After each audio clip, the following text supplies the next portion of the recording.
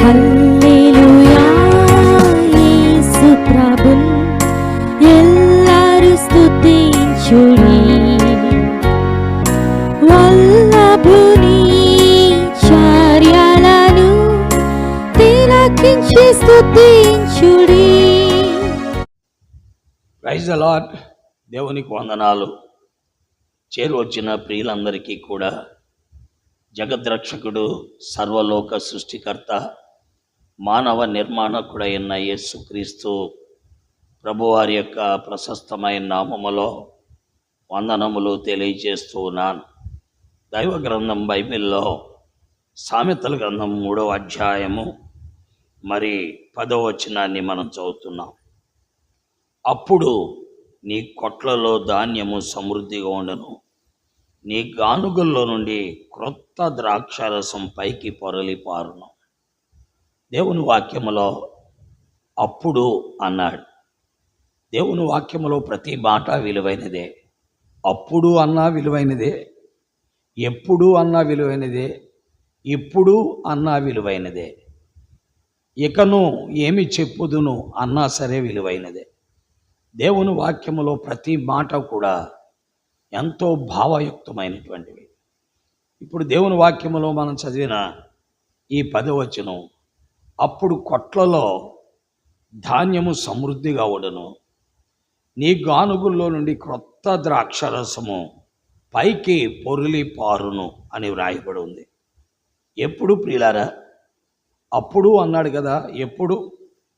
నీ రాబడి అంతటిలో ప్రథమ ఫలమును, నీ ఆస్తిలో భాగమును ఇచ్చి యెహోవాను గణపరచు.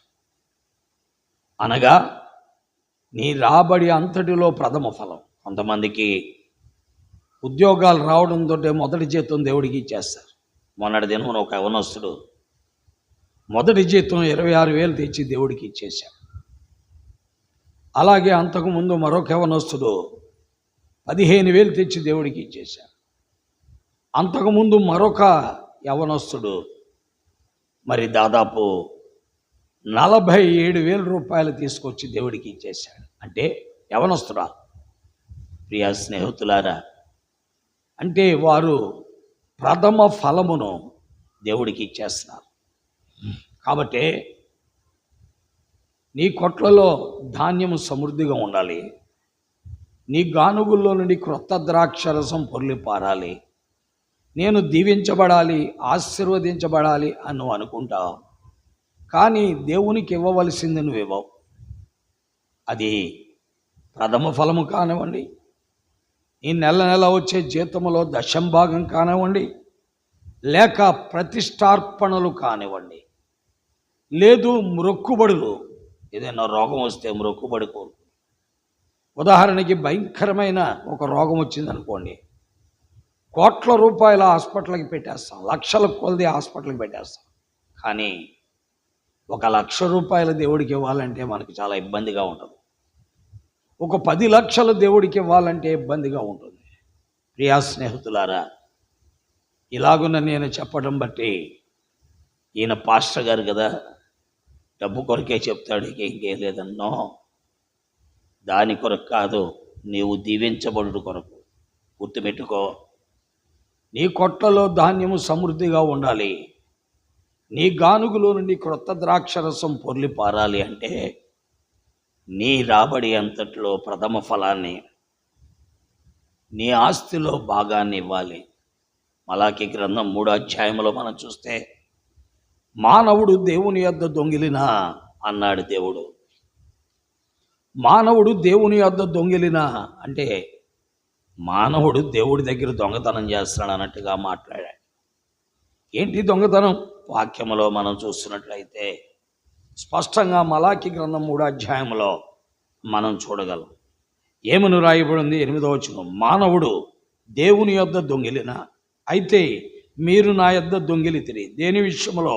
మేము మీ యొద్ద దొంగిలితిరి, మీరు అందరూ 10వ భాగమును ప్రతిష్టార్పణలు ఇయ్యక దొంగిలితిరి. కాబట్టి ఈ రోజున మనం పేదరికం అనుభవించడానికి కారణం, లేమి అనుభవించడానికి కారణం దేవుడికి ఇవ్వాల్సింది ఇవ్వకపోవడమే. ఈనాడు చాలామంది మందిరాలకు వస్తూ ఉంటారు, వారు మందిరము నుండి ఏదైనా ఆశిస్తారు, కానీ దేవునికి మాత్రం వారెవరు. అలాంటి వారిని అనేక మందిని మనం చూస్తూ ఉంటాం. వారికి మందిరము నుండి ఆశిస్తూ ఉంటారు. ఒక ఆమె నేను ఎరుగుదును, ఆమెకి నెలకి 4,000 గవర్నమెంట్ వారు ఇస్తున్నారు. ఆమె 3,600 మాత్రమే ఉంచుకొని 400 దేవుడికి ఇచ్చేస్తుంది. అంటే దశం భాగం. ప్రియులారా, మనము దేవునికి ఇచ్చి దేవుణ్ణి శోధించాలని దేవుని వాక్యములో 10వ వచనములో మనం చూస్తున్నాం. అప్పుడు ఆకాశపు వాక్యములు విప్పి పట్టజాలనంత విస్తారమైన దీవెనలు ఆయన కుమ్మరిస్తాడు. కాబట్టి గుర్తుపెట్టుకో, గ్రహించు. కాబట్టి నీ కొట్లలో ధాన్యం సమృద్ధిగా ఉండాలన్నా, నీ గానుగులో నుండి క్రొత్త ద్రాక్షను పొర్లిపారాలన్నా దేవుడికి ఇవ్వాల్సింది ఇవ్వు. బైబిల్లో కొరింథీయులకు రాసిన 2వ పత్రిక 8వ అధ్యాయంలో ఒకరున్నారు, కొంతమంది ప్రజలు ఉన్నారు. వారు ఎవరంటే మాసిదోనియా ప్రజలు. వారు నిరుపేదలైనను వారు దాతృత్వము బహుగా విస్తరించిందని దైవజనుడైన అపోస్తులైన పౌలు పలికిన మాటలు మనం చూస్తున్నాం. కాబట్టి ప్రియులారా, ఆలోచించి దేవునికి ఇవ్వాల్సింది, అలాగే దేవునికి ఇవ్వాల్సింది ఇచ్చి, నాకు మొట్టమొదట ఒక అప్పం కాల్చి నా దగ్గరికి తీసుకురా అన్నాడు ఏలియా సారేపతి విధవరాలతో. ఆమె 3.5 సంవత్సరాలు బుడ్డిలో నూనెవల, తొట్టులో పిండవల. కాబట్టి నీ కొట్లలో ధాన్యం సమృద్ధిగా ఉండాలి. నీ గానుగుల నుండి క్రొత్త ద్రాక్షను పొర్లి పారాలంటే దేవునికి ఇవ్వాల్సింది. వీటన్నిటికంటే మించి నా కుమారుడా, నీ హృదయము నాకు ఇమ్ము అని ప్రభు సామెతలు 26:23 అంటున్నాడు. నీవు హృదయాన్ని దేవుడికి ఇవ్వకుండా ఇలాంటివి ఎన్ని ఇచ్చినా ఉపయోగము లేదు. ఆలోచించు. క్రీస్తు ప్రభువు కోరుకునేది నీ హృదయమే. వీటిని మానక వాటిని చెయ్యాలని వాక్యంలో చూస్తున్నావు. వీటిని నువ్వు ఇస్తావు, కానీ హృదయాన్ని మాత్రం ఇవ్వవు. అలాగైతే దెబ్బతింటావు. కాబట్టి గుర్తుపెట్టుకో, ప్రభువైన యేసుక్రీస్తునందు విశ్వాసం ఉంచి చేయవలసినవి చేయటానికి ప్రయత్నించు. దేవుడు నిన్ను దీవించుగాక. ప్రార్థన. ప్రేమ కలిగిన తండ్రి, పరిశుద్ధుడైన దేవా, నీకు వందనాలు. నీ వాక్కు మా మధ్యలో ముద్రించి ఫలితాల్లో తీసుకురండి. ప్రజలతో మీరు మాట్లాడండి, వారి మనోనేత్రాలు వెలిగించండి. నీ వాక్య సత్యాన్ని వారు గ్రహించుటకు సహాయం చేయండి.